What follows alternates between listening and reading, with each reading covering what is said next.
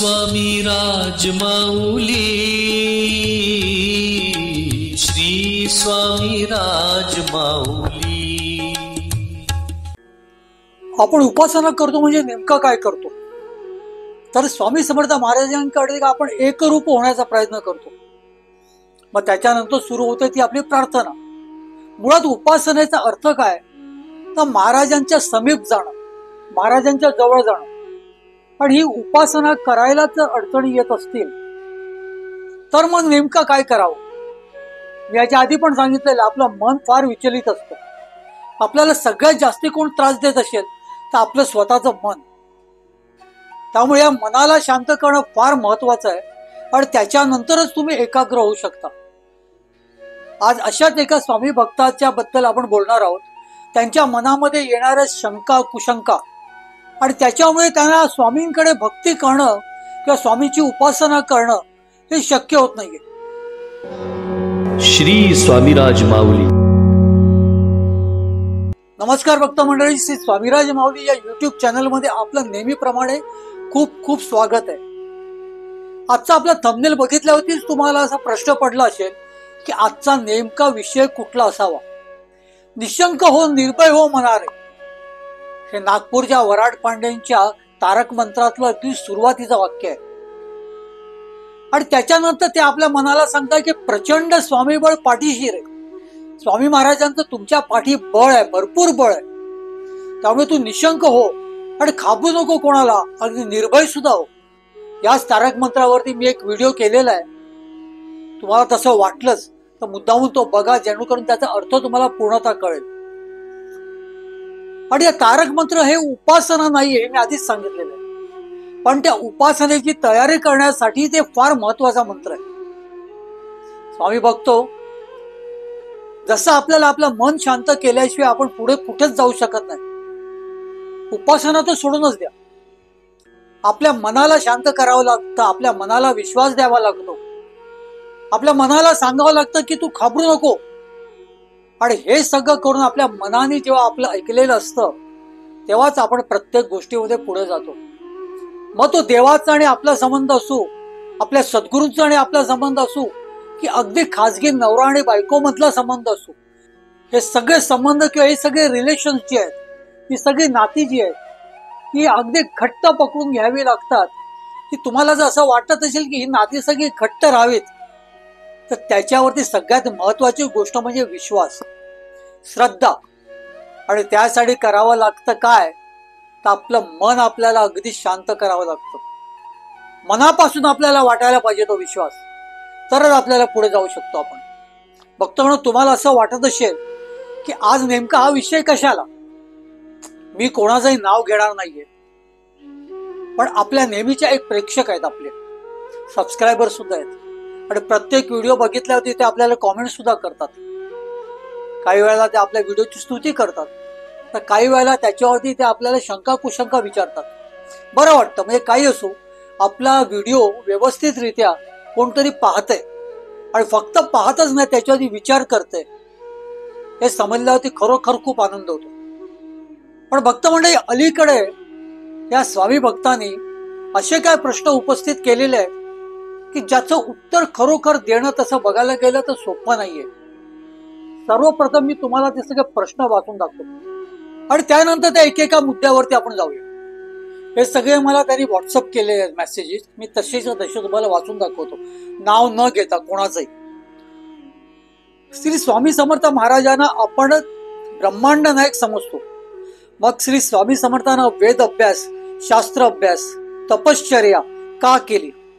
श्री स्वामी समर्थ ब्रह्मांड नायक आहेत, तर मग त्यांनी तपश्चर्या, वेद, शास्त्र, अभ्यास हे सर्व करण्याची काय गरज होती? दुसऱ्या मेसेज मध्ये ते असं लिहित आहेत, श्री स्वामी समर्थ मठामध्ये काकूबाई, सुंदराबाई तर दुसऱ्या पण बायका सेवेला असल्याच्या दर्शनाला यायच्या। श्री स्वामी समर्थ नग्न राहत, श्री स्वामी समर्थ लंगोटी घालत नसत। कधी कधी अशा वाईट शंका येतात, सर सेवेत मन लागत नाही, प्लीज काका स्वामींबद्दल वाईट शंका आहेत, मला माफ करा। तिसरा मेसेज त्यांचा असा आहे, श्री स्वामी समर्थ परमात्मा आहेत की अवतारी पुरुष आहेत? चौथा, नग्न राहत असत, चुलीमध्ये शौचाला बसत असत, असं का करत असत श्री स्वामी समर्थ? हे सगळे मेसेजेस मला एका दिवशी आले. मी त्याला नेमकं काय उत्तर द्यायचं या विवंचनेत होतो, या विचारात होतो. तेवढ्या दुसऱ्या दिवशी त्यांनी मला पुन्हा मेसेजेस केले. ते असे आहेत. दुसऱ्या दिवशीचा पहिला मेसेज बघा. सर, मी स्वामी समर्थ सेवा करते, पण माझ्या मनामध्ये सारख्या ना सारख्या काही ना काही शंका येत असतात. मला श्री स्वामी समर्थांची सेवा सोडायची नाहीये आणि शंका पण थांबत नाहीयेत. काका, मी बखर वाचायला घेतली. पुढे ते असं बोलतात, मी श्री स्वामी समर्थांची बखर वाचायला घेतली खरी. श्री स्वामी समर्थ भक्तांना खूप अश्लील शब्द, वाईट शब्द, खूपच घाणेरडे शब्द खूप बोलत आहेत. असे श्री स्वामी समर्थ का बोलत आहेत? सर मी पहिला मंत्र ओम नमः शिवाय जपत होते, तर हा मंत्र मी आता जपत नाही, सोडून दिला. आता मी स्वामी समर्थ मंत्र असा जपत आहे. तर मग ओम नमः शिवाय मंत्र सोडून दिला अशी मनामध्ये माझ्या खंत वाटते की मी ओम नमः शिवाय मंत्र सोडून दिला तर मी आता काय करू? पुढे परत, सर, मी अमुक अमुक ठिकाणावरनं बोलत आहे. मला थोडं विचारायचं होतं. माझ्या मनात काही शंका आहेत. मी स्वामी सेवेकरी आहे. मला स्वामींची दृढ श्रद्धा, दृढ विश्वास आणि अंतःकरणातून सेवा करण्याची इच्छा असते, परंतु माझ्या मनात खूप शंका येतात. मनात शंका असले की मन लागत नाही. सेवा सर, माझे एवढे शंकांचे निरसन करून द्या प्लीज. पुन्हा त्या मेसेज करतात, श्री स्वामी समर्थांना आपण ब्रह्मांड नायक समजतो, मग श्री स्वामी समर्थांना वेद अभ्यास, शास्त्र अभ्यास, तपश्चर्या का केली? श्री स्वामी समर्थ ब्रह्मांड आहेत, तर मग त्यांनी तपश्चर्या, वेद, शास्त्र अभ्यास काय गरज करायची गरज आहे? भक्त मंडळी, ह्या भक्त भगिनीचे जे काय शंका आहेत, कुशंका आहेत, त्याला मी काय उत्तरं दिली ती मी तुम्हाला सांगणार आहे. त्याच्यावरती मी तुम्हाला समजावणार पण आहे. पण त्याच्यावरती तुम्हाला काय वाटतं? हेच जर प्रश्न तुमच्यापैकी कोणाला जर विचारलं असतील तर तुम्हाला काय वाटतं हे मला तुमच्याकडून समजून घेण्याचं आहे. आणि त्या सर्व कॉमेंट्सद्वारे तुम्ही मला दिलेल्या उत्तरांची मी वाट बघत आहे. आणि त्यासाठीच मी हा आजचा व्हिडिओ केलेला आहे. काय उत्तर द्यायचे हे माझ्या पुढे खूप मोठा प्रश्न होता. कसं समजवायचं? अखेर त्यांचा एक दिवशी फोन आला. त्यांनी मला विचारलं, मी काही तुम्हाला प्रश्न केले होते, त्याचं उत्तर तुम्ही मला अजून दिलेलं नाहीये. मी त्यांना दिलेली उत्तर कितपत योग्य आहेत, तुम्हाला त्याच्याबद्दल काय वाटतं?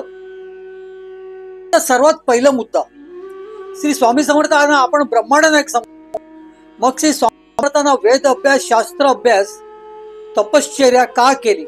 श्री स्वामी समर्थ ब्रह्मांड नायक, तर मग त्या तपश्चर्या, वेद, शास्त्र अभ्यास काय करायची गरज होती आहे?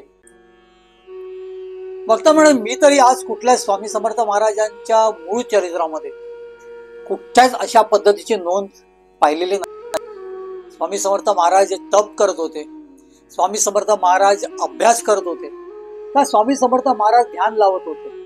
या सगळा जो मुद्दा जो आहे हा मी खोडून टाकतो. कारण कुठल्याही स्वामी महाराजांच्या मूळ चरित्रामध्ये तसा उल्लेखच नाहीये. तुम्ही नीट व्यवस्थित अगदी तेच प्रकरण मन लावून व्यवस्थितरित्या जर वाचलं तर तुम्हाला ते कळेल. पण स्वामी महाराजांनी कधीही कुठच्याच बाबतीतलं तप म्हणा, तपश्चर्या म्हणा किंवा वेद अभ्यास म्हणा असं काही केलेलं माझ्याकडे तरी कुठची मूळ चरित्रातली नोंद नाहीये. आणि म्हणूनच भक्त म्हणून मी तुम्हाला सांगतो नेहमी, स्वामी महाराजांचे मूळ चरित्र वाचा. मूळ चरित्र म्हणजे गोपाळबुवा केळकरची बखर, ग मुळेकरांनी संकलित केलेलं स्वामी चरित्र, अशी अनेक पुस्तकं आहेत जी ज्याला आपण मूळ म्हणू शकतो. प्रत्यक्ष महाराजांना त्यांनी पाहिलेलं आहे आणि त्यांच्या लिखाणातून जे काही आलेलं आहे त्याला आपण मूळ म्हणूया. ही चरित्र वाचा. या चरित्रामध्ये असं जर काही कुठली नोंद तुम्हाला सापडली तर मला निश्चित विचारा, आपण त्याच्यावरती विचार मंथन करूया. त्यामुळे स्वामी महाराज जप वगैरे करत होते किंवा तपश्चर्या करत होते, वेद अभ्यास करत होते, हा मुद्दा मी तरी पूर्णतः खोडून टाकतो. स्वामी महाराजांनी कधीच कोणाचा जप केलेला नाहीये किंवा वेद अभ्यास केलेला नाहीये. आता आपण दुसऱ्या मुद्द्याकडे जाऊया. श्री स्वामी समर्थ मठामध्ये काकूबाई, सुंदराबाई, दुसऱ्या पण बायका सेवेला असायच्या, दर्शनाला यायच्या. श्री स्वामी समर्थ नग्न राहत, श्री स्वामी समर्थ लंगोटी घालत नसत. कधी कधी अशा वाईट शंका येतात, सर सेवेत मग मन लागत नाही. आणि काका प्लीज सांगावं. फक्त म्हणजे ह्याच्यावरती आता काय बोलायचं, खरं तर मला काही वेळा सुचत नव्हतं. माहिती सगळं होतं, पण कसं समोरच्याला सांगायचं. एवढीच जर बुद्धी चालत नाही महाराजांना, तुम्ही तेवढं पण समजू शकलात नाहीत तर कसं करायचं पुढे. त्यांचा मला फोन आला तेव्हा मी त्यांना काय सांगितलं ते मी तुम्हाला सांगतो. फक्त म्हणजे मी त्यांना हे विचारलं की तुम्ही बाई आहात, मुलं असतील,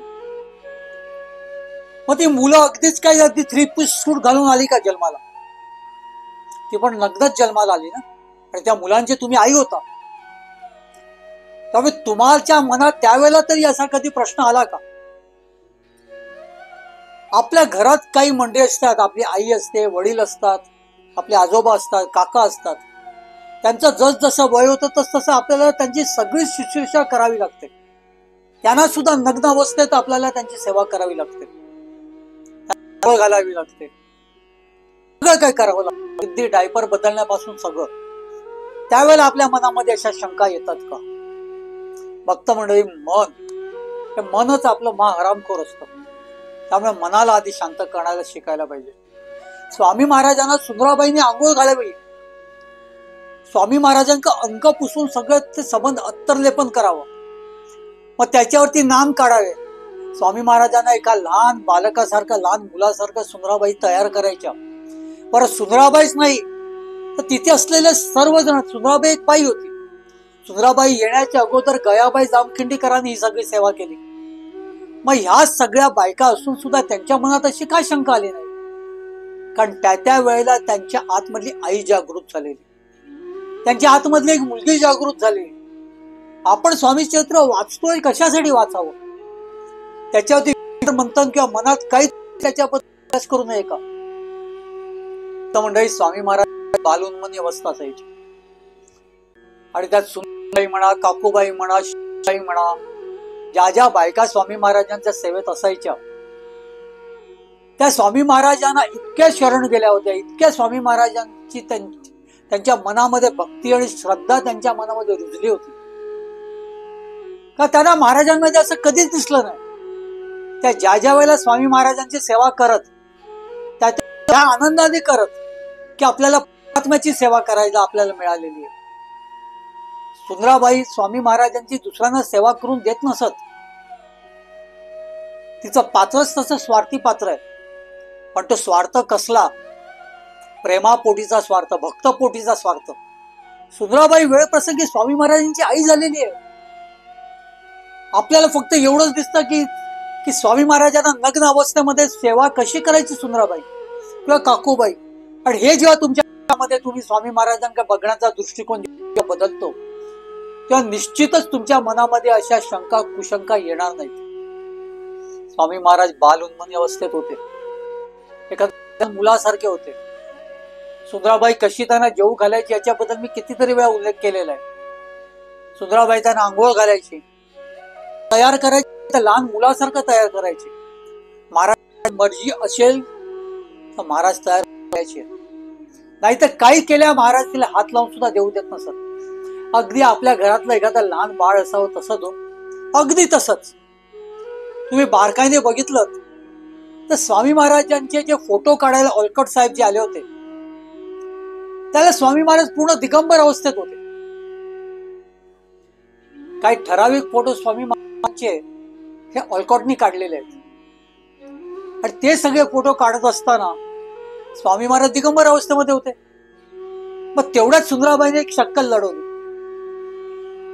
हे तिथलं एक कापड घेतलं आणि स्वामी महाराजांच्या त्या ठिकाणी ठेवलं की जणू करून स्वामी महाराज नग्न अवस्थेत दिसणार नाहीत. ही एकूण स्वामी महाराजांची अवस्था होती. एका फोटोमध्ये स्वामी महाराजांच्या एकाच कानात आहे, दुसऱ्या कानातच नाहीये. काही फोटोमध्ये स्वामी महाराजांच्या अंगावरचे नाम उलटे सुलटे आहेत. आपल्याला कुठेतरी जायचं असतं किंवा आपल्या घरी कोणतरी पाहुणे येणार असतात. पण अशा वेळेला आपण घरातल्या लहान बाळाला आपण तयार करतो. लवकर लवकर तयार करतो, खूप छान करतो, परत त्याचे मूड सांभाळून आपल्याला करावं लागतं, त्याची मर्जी सांभाळावी लागते, त्याची मजा मस्ती सुद्धा चालतच असते. मग त्यातल्या त्यात त्याची आई जशी त्याला तयार करते त्यात काहीतरी राहून जातं. कधी कधी घाईमध्ये स्वामी महाराजांचे जे नाम उलटे सुलटे लागलेले आहेत, कारण महाराजांची बालउन्मनी अवस्था असायची. आपल्या कानामध्ये कुंडलं घातलेली आहेत, हे त्यांच्या लक्षात येतात, एका कानातलं काढता काढता दुसऱ्या कानात आहे की नाही तेच विसरून जायचे, लहान मुलासारखे. मग या लहान मुलासारख्या बालउन्मनी अवस्थेत असलेल्या स्वामी महाराजांनी नग्न राहावं काय किंवा कपडे घालून राहावं काय? ज्यांची स्वामी महाराजांची श्रद्धा आहे, ज्यांची स्वामी महाराजांवरती भक्ती आहे, ते नेमके कोण आहेत? त्याच्याबद्दल जे महाराजांच्या बद्दल तुमच्या मनामध्ये अगदी दृढ विश्वास असेल तर महाराजांबद्दल तुम्हाला हे कुठच्याच गोष्टी खटकणार नाहीत. शेगावचे गजानन महाराज सुद्धा नग्न अवस्थेत असायचे, कितीतरी विभूती विधेयी अवस्थेत असायचे. विधेयी म्हणजे देहाची अवस्था आहे आपल्याला ते माहितीच नाही. आपल्याला आज आपल्याला माहिती आहे आपल्याला देह आहे, म्हणून आपण कपडे घालतो, म्हणून आपण आपली लाज राखतो. पण एका लहान मुलाला माहितीच नसतं, त्याला पडलेलेच नसते, त्याला तुम्ही चड्डी घाला किंवा नका घालू, तो कुठेही कोणासमोर येऊन उभा राहतो. अगदी तीच बाल अवस्था स्वामी महाराजांची होती. मग अशा वेळेला स्वामी महाराजांच्या बद्दल असे मनात विचार येणं, मन आपलं हरामखोर आहे, मनाला शांत करा. मनाला जर तुम्ही शांत शकलात नाहीत, स्वामी समर्थांचं तुमचं सोडूनच द्या, इतर कुठची नाती. नंतर ते असं विचारतात की स्वामी समर्थ परमात्मा आहेत की अवतारी पुरुष आहेत? मला याच्यातला फरकच माहिती नाही. परमात्मा म्हणजे काय आणि अवतारी पुरुष म्हणजे काय याच्याबद्दल मला काडी मात्र माहिती नाहीये. मला फक्त एवढंच माहिती आहे की स्वामी समर्थ महाराज हे मूल ब्रह्म आहेत. महाराजांची अवतार लीला तुम्ही बघितलेलीच आहे, स्वामी सुताना जी स्फुरलेली ती. त्याच्यात स्वामी सुत महाराजांनी सांगितलंय किती जन्मा मागच्या त्याच्या जन्माबद्दल त्यांना स्मरण झालेलं आहे, आणि ते सगळं स्मरण अवतार कांड या पोथीतून आपण सगळं सांगितलेलं आहे स्वामी सुत महाराजांनी. ती पोथी सुद्धा या युट्यूब वरती आपण प्रसारित केलेली आहे. स्वामी सुत महाराजांनी स्वामी महाराजांच्या अवतार लीलेबद्दल ती स्पष्ट सांगितलेलं आहे. गणपती बाप्पांच्या बरोबर स्वामी सुत महाराजांचा कितीतरी जन्मामागचा एक जन्म, हा गोट्या खेळत असताना गणपती बाप्पांना आव्हान त्यांनी केलेलं आहे, या माझ्या बरोबर खेळायला, आणि ते गणपती बाप्पा अवतारलेले आहेत. आणि तेच हे आपले स्वामी समर्थ महाराज, हे स्वामी सुत महाराजांनी आधी छाती ठोकून सांगितलेलं आहे. जे काय सांगितलेलं आहे त्या प्रत्यक्ष महाराजांच्या समोर सांगितलेलं आहे. मग आता गणपती बाप्पा नेमका कोण? परमात्मा आहे का अवतारी पुरुष आहे? तर मग गणपती बाप्पा कोण आहे? परमात्मा आहे, सिद्ध पुरुष आहे, अवतारी पुरुष आहे, कोण आहे ते तुम्हालाच ठरवायचे. पण त्यासाठी तुमचं मन तुम्हाला पुन्हा शांत करावं लागेल. तुमच्या मनामध्ये एक दृढ तुमच्यामध्ये शक्ती पाहिजे, विश्वास पाहिजे. आणि जे कोण गणपती बाप्पा आहेत तेच स्वामी आहेत. आम्ही तरी स्वामी महाराजांना मूल ब्रह्म समजतो. म्हणजे स्वामी महाराज हे मूल आहेत, मूळ आहे, मूळ. त्यांच्या अलीकडे पलीकडे कोणीचही नाहीये, कोणीच नाहीये, कोणीच. त्यांना अवतारी पुरुष म्हणायचं, परमात्मा म्हणायचं का जे काय म्हणायचं ते तुम्ही तुमचं ठरवायचंय. त्यानंतर ते अशा म्हणतात, नग्न राहत असत, चुलीमध्ये शौचाला बसत असत, असं का करत असत श्री स्वामी समर्थ. चोळप्पांना स्वामी महाराज कायम आपल्या बरोबर असावे असंच वाटत होतं. मग तो परब्रह्म, तो परमेश्वर, तो परमात्मा असाच राहील का? असाच राहील.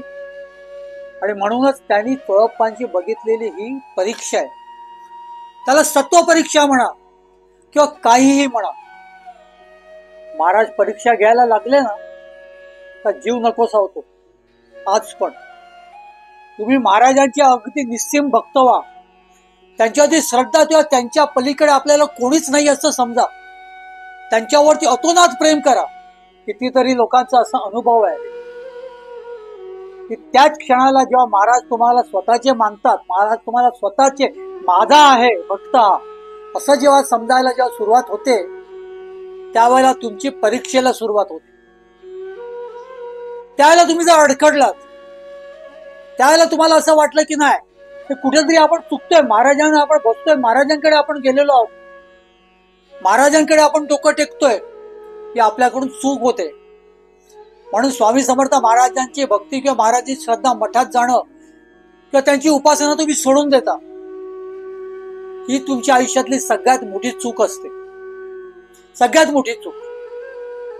चोळप्पाने महाराजांची जी काय भक्ती केली, श्रद्धा ठेवली महाराजांवरती तेवढंच प्रेम सुद्धा केलं. आणि हे सगळं करण्यासाठी त्यांना कितीतरी परीक्षेतून जावं लागलं. स्वतःच्या त्यांच्या घरात सुद्धा त्यांना त्याच्यावरती सपोर्ट नव्हता. चोळप्पाने महाराजांना घरात आणलं,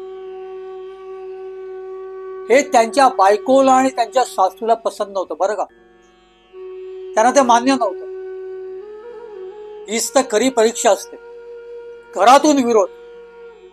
स्वामी महाराजांना अगदी लहान मुलासारखं ते सांभाळतायत, तर महाराजांनी सुद्धा काहीतरी कमी छळावं ते सुद्धा नाही.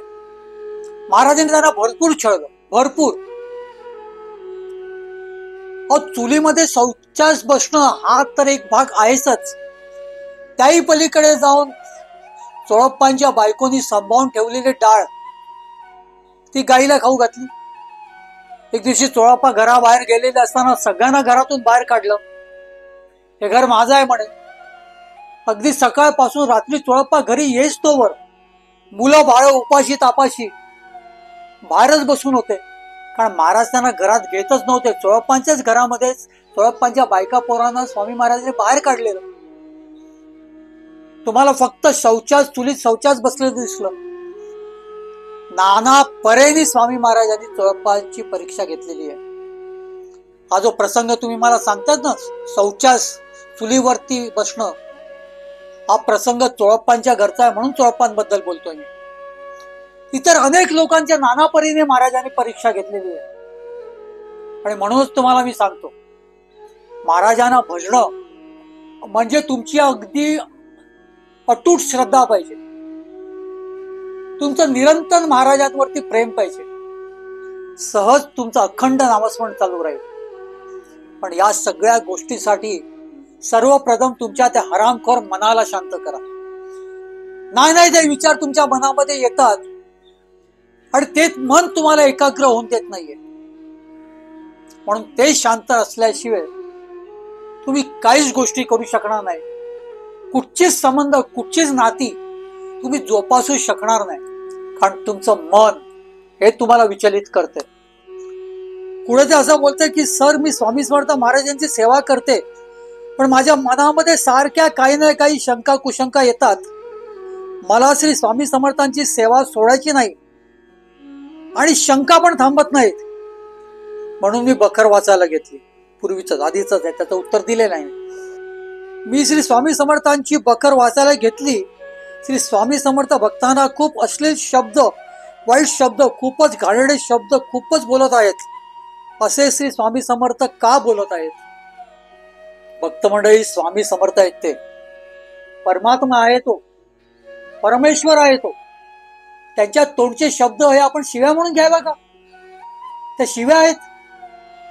मग त्या शिव्या असतील तर गोपाळबुवा केळकरांच्या बखरमध्ये स्पष्ट लिहिल्या कशा दिसत्या, त्या वाचून हा प्रश्न तुम्ही आज उपस्थित केलाय.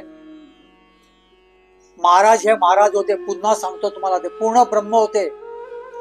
महाराजांच्या तोंडच्या शिव्या त्या तुम्ही समजताय शिव्या म्हणून, त्या मुळात शिव्या नव्हत्याच. महाराज ते सहज बोलून जायचे. त्याबद्दल सुंदराबाईंना स्वामी महाराजांनी सांगितलेलं आठवते काय हो? सुंदराबाईंच्या काष्ट स्वभावामुळे तिचं कोणाशीच कधीच जमत नसायचं. बरं, ती स्वामी महाराजांच्या खूप जवळची होती, त्यामुळे तिला उलटून बोलायची कोणाची शामत नव्हती. पण शेवटी कोणाचा अंत बघितल्यावरती काय होणार? समोरचा माणूस किती सहन करणार? असंच एकदा सेवेकरी भुजंगाच्या बाबतीत घडलं. तिचा काष्टपणा, तिची अरेरावकी सर्व सेवेकरी मुकाट्याने सहन करायचे. पण जेव्हा अति व्हायचा तेव्हा ते तिला विरोध सुद्धा करायचे. असाच काहीचा प्रसंग घडला. सुंदराबाईंचा आणि भुजंगांचा काहीतरी खटकलं. रागाच्या भरात भुजंगाने तिला नाही त्या शिव्या असडल्या. सुंदराबाईंना त्या शिव्या ऐकून खूप वाईट वाटलं. कारण एखाद्या बाई माणसाला कधीच कोण शिव्या देत नाहीत, पण अति झाल्यावरती, त्याची सहनशक्ती सगळीच संपल्यावरती या भुजंगाने सुंदराबाईंना भरपूर शिव्या असडल्या. त्याची सहनशक्ती संपली. सुंदराबाई त्या सगळ्या शिव्या ऐकल्या आणि त्या थेट स्वामी महाराजांकडे गेल्या भुजंगांची तक्रार करण्यासाठी. स्वामी महाराजांना माहिती होतं या बाईचा स्वभाव काय तो. हे सगळं का झालं असावं, या सर्व गोष्टींचा स्वामी महाराजांना काय ना काय कल्पना असावी. बाई मात्र हातपाय आपटून अगदी स्वामी महाराजांकडे त्याची तक्रार करत होती. म्हणजे माझ्या एका ब्राह्मण बाईला त्या वाण्याने इतक्या शिव्या घालणं कितपत योग्य आहे. तुम्ही आत्ताच्या आत्ता काहीतरी करा, त्याला योग्य ते शासन द्या. तिच्या मनात असं होतं की स्वामी महाराजांनी भुजंगांना सेवेतूनच काढून टाकावं, पण महाराजांनी तसं काहीच केलं नाही. उलट सुंदराबाईंना त्याच्याबद्दल समजवलं. आणि हे समजवण्याचे जे शब्द जर तुम्ही ऐकाल ना, तर तुम्हाला आजच्या दिवसात सुद्धा कोणी दिलेल्या शिव्या वाटणारच नाहीत. महाराजांनी तिला सांगितलं, किती छान पद्धतीने सांगितलं ते ऐका. अगं सुंदरे, जसे भिंतीला खाच, खळके आणि कोनाडे असतात, तसंच हे आपलं शरीर आहे. आपल्या शरीरावरच्या खाच, खळगे आणि कोनाड्याबद्दल कोणी जर वच्छता केली, कोण जर बोललं, तर त्यात वाईट वाटण्यासारखं काय? कशाला एवढी चिडलेस तू? शांत हो, त्या शिव्या समजू नकोस. महाराजांनी शिव्या या किती सिरियस घेतलेल्या आहेत, पण महाराजांच्या तोंडून आपण शिव्या ऐकतो. समोरच्या माणसाला त्याच्याबद्दल कधीच काय वाटलं नाहीये. मग ज्यांना शिव्या असडल्या त्यांना वाटलं नाही, तशी श्रद्धा आणि तशी भक्ती आपल्यामध्ये असायला पाहिजे. आणि त्यासाठी सर्वप्रथम काय करावं लागेल आपल्याला? आपलं मन शांत करावं लागेल. आपल्या मनावरती आपण पूर्णतः राज्य गाजवलं पाहिजे. मनाने आपल्यावरती गाजवलं नाही पाहिजे. आपलं मन सगळ्यात हरामखोर असतं, जे आपल्याला कधीच काही चांगली गोष्ट करून देत नाही. त्यामुळे मनाला शांत करा. तुमच्या मनामध्ये असे कधीच काही विषय येणार नाहीत. पुढे या बाई सांगतायत ते खरोखर गमतीशीर, आणि त्याच्यावरती मी तुम्हाला एक गोष्ट सांगणार. ते असं म्हणतायत, सर मी पहिला मंत्र ओम नमः शिवाय जपत होते, तर हा मंत्र मी आता जपत नाही, सोडून दिला आहे. आता मी स्वामी समर्थ हा मंत्र जपत आहे. तर मग ओम नमः शिवाय मंत्र सोडून दिला अशी मनामध्ये माझ्या खंत वाटते की मी ओम नमः शिवाय मंत्र सोडून दिला, तर मग मी आता काय करू? बघा भक्तगण, आपलं मन किती हरामखोर आणि किती हलकड आहे ते बघा. यांना स्वामी समर्थांचा जप करायला कोणी सांगितला? आणि तो ओम नमः शिवाय या मंत्राच्या ऐवजी करायला कोणी सांगितला? ओम नमः शिवाय हा मंत्र सोडून द्यायला कोणी सांगितला? आणि तो सोडून आता जर त्या स्वामी समर्थ महाराजांचा मंत्र जपत आहेत, तर मग त्याच्याबद्दल त्यांना खंत का वाटत आहे? सगळं आपल्या मनाचे खेळ आहेत. आपलं मन आपल्या बरोबर खेळतंय. आधी सांगितलं ओम नमः शिवाय सोडून द्या, त्याच्या ऐवजी स्वामी समर्थ कर. मनानेच सांगितलं ना, मनालाच वाटलं ना. तुमच्या मनाला वाटणं म्हणजे काय? तुमचं मन तुम्हाला सांगतंय. बरं, त्या मनाने सांगितल्यामुळे तुम्ही स्वामी समर्थ जपायला लागलात, ओम नमः शिवाय सोडून दिलं. मग आता त्याच्याबद्दल सुद्धा तुम्हाला खंत वाटते.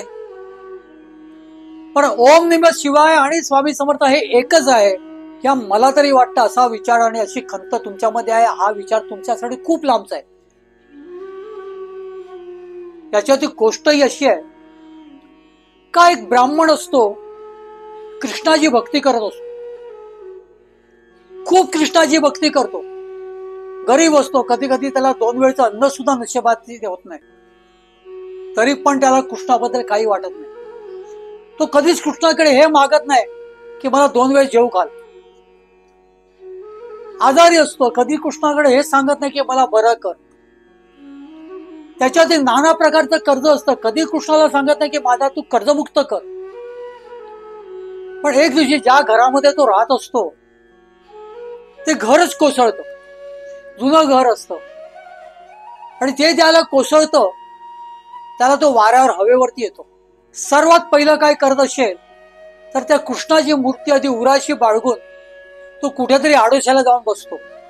तिथे पण कृष्णाचीच उपासना करतो. कृष्णाला कधीच विचारत नाही असं सगळं का घडतंय, मला या सगळ्या संकटातून मला वाचव, कधीच काय सांगत नाही. पण एकदी पराकोटीची गोष्ट अशी होते की त्याची मुलं, बाळ, बायका, पोरं सगळीच मरून जातात आणि तो राहतो एकटा. तरी सुद्धा तो कृष्णाचीच उपासना करत असतो. पण एक दिवशी मनामध्ये त्याचा असा विचार येतो की एवढी वर्ष आपण कृष्णाची उपासना करतोय, पण कृष्णाला आपल्याबद्दल काहीच का नाही वाटत आहे. आपण कृष्णाकडे कधी काय मागितलेलं सुद्धा नाही, तरी पण कृष्ण आपल्याकडे डुंकून बघत नाही. म्हणून तो विचार करतो की आजपासून कृष्णाची उपासना बंद. आजपासून मी विठ्ठलाची उपासना करणार. तो विठ्ठल खूप दयाळू आहे कृष्णापेक्षा. म्हणून तो काय करतो, त्या कृष्णाची मूर्ती बाजूला टाकून देतो, अक्षरशः भिरकावून देतो रागाच्या भरामध्ये, आणि विठ्ठलाची मूर्ती घेऊन येतो आणि त्या कृष्णाच्या जागी ठेवतो आणि त्याची उपासना करू लागतो. पण त्या उपासनेमध्ये त्याचं मनच रमत नाही. इथे सुद्धा त्याला मन सांगत असतं, अरे तू त्या कृष्ण कन्हैयाला बाजूला तू टाकलेला आहेस, पण त्याचे डोळे उघडे आहेत, तो बघतोय तू काय करतोयस ते. त्याला किती वाईट वाटत असेल. कृष्णावरती त्याचं अतोनात प्रेम असतं. तो काय करतो, तो आपल्या कपड्याची एक चिंधी पाडतो आणि जाऊन त्या श्रीकृष्णाच्या डोळ्याला बांधतो की तो आपण विठ्ठलाची सेवा करतोय ते पाहू नये. पाहिलं तर त्याला वाईट वाटेल. फक्त मंडळी, ही जी गोष्ट आहे ही तंतोतंत अगदी त्या बाईच्या तक्रारीशी जरी जुळत नसली तरी इथे एक गोष्ट निश्चितच जुळते की त्या ब्राह्मणाला माहितीच नाहीये की कृष्ण आणि विठ्ठल एकच आहे. इथे या बाईंना सुद्धा माहिती नाहीये की ओम नमः शिवाय आणि श्री स्वामी समर्थ हा जप मंत्र एकच आहे. तुम्हाला तुमचं मन खाणं, हे जे मन जे आहे तुमचं, हे तुम्हाला तिथे सुद्धा तुम्हाला मन लावून देत नाहीये. आणि त्याच्यामुळे सर्वात महत्वाची गोष्ट आहे, मनाला तुम्ही शांत करा आणि त्याला सांगा की जे काय मी उपासना करतोय, आपण जे काय आपण याची श्रद्धा ठेवतोय, त्याच्यात मला बाधा आणू नको. एकसारखा काय ना काय करून तू माझं मन विचलित करू नकोस. हे आपण आपल्या मनाला सांगायला पाहिजे, मनाला आपला विश्वास द्यायला पाहिजे. तरच तुमची श्रद्धा स्वामी महाराजांवर बसेल. नितांत श्रद्धा बसण्यासाठी तुमचं मन शांत असायला पाहिजे. भक्त म्हणजे अखेर शेवटचा उपाय म्हणून मी त्या स्वामी भक्तांना मी त्याला म्हटलं, हे सर्व काय मला दिसतंय तुमचं, तुमच्या मनात शंका येतात वगैरे, याचं सगळ्यात महत्वाचं आणि मूळ कारण काय आहे, तर तुमचं मन तुम्हाला विचलित करतंय. त्या मनाला शांत करा. आता मनाला कसं शांत नेमकं करायचं ते आपल्याला विदा वराट पांड्याने ते व्यवस्थितरित्या सांगितलेलं आहे. मी त्यांना सांगितलं, तुम्ही सगळं बाजूला ठेवा. तुम्ही ज्याला उपासना म्हणताय ती सुद्धा बाजूला ठेवा. सगळे काय बाजूला ठेवा आणि रोज तुम्ही जेवढं जास्ती वेळ करता येईल तेवढं स्वामी समर्थ महाराजांचा तारक मंत्र तुम्ही वाचा. पर प्रत्येक वेळेला वाचत असताना त्याचा अर्थ समजून घ्या. नाही समजला तर त्याच्यावरती माझा एक व्हिडिओ आहे, तो बघा. न समजण्यासारखं काहीच नाही त्याच्यामध्ये. अजिबात तुम्ही उपासनेच्या नादाला लागूच नका. महाराजांच्या फोटोकडे, महाराजांच्या तस्वीरीकडे, महाराजांकडे बघूच सुद्धा नका. फक्त तारक मंत्र करा. तुमच्या मनाला आधी शांत करा. तुम्हाला ज्या दिवशी वाटेल की आता आपल्याला मन आपलं विचलित करणार नाही, तुम्हाला ज्या वेळेला वाटेल की आता मन आपलं शांत झालेलं आहे, तुम्हाला ज्या वेळेला वाटेल की मनाचा आपल्याला आता काहीच त्रास होणार नाहीये, तुम्हाला ज्या वेळेला वाटेल की आता आपण अगदी निशंकपणे महाराजांची उपासना करू शकतो, आपल्या मनात कुठच्याच बद्दल असे विचार येणार नाही, जे तुमच्या मनाला ज्या ठामपणे वाटेल त्याच वेळेला महाराजांच्या पुढे तुम्ही आसन मांडा. महाराजांकडे कान पकडा आणि सांगा की माझं मन मला सत्वत होतं, त्याला मी आता शांत केलेलं आहे. यापुढे ते मन मी तुमच्या स्वाधीन करतोय किंवा करते. त्या मनावरती ताबा ठेवायचं काम हे तुमचं आहे. पुन्हा मला ते माझं मन विचलित करता कामा नाही. एवढी माझ्यावरती कृपा करा महाराजा.